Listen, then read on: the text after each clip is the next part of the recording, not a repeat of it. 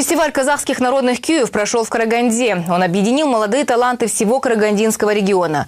Зрители услышали знаменитые композиции легендарных авторов. С теми, кто развивает национальную культуру казахского народа, встретилась Алина Акбаева.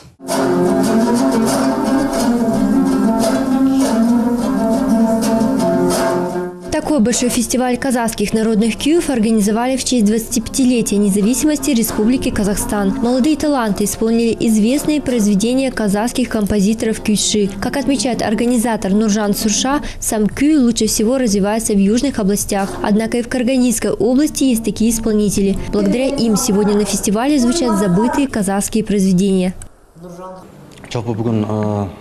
Фестиваль кюев в таком формате проводится впервые. Главная его цель – популяризовать традиционную школу кюев, пропагандировать национальные инструменты, а также донести до зрителя музыкальную культуру казахского народа.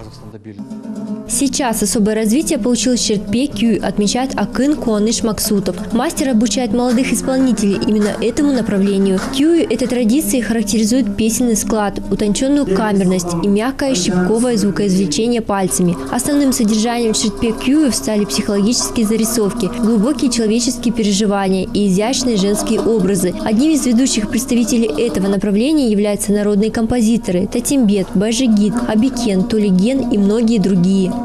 Biz nağız küydün özünün мәйегін, ұлттық қазаққа тән мәйегін жоғалтпамыз керек. Өйткені күй тек қана қазақта бар.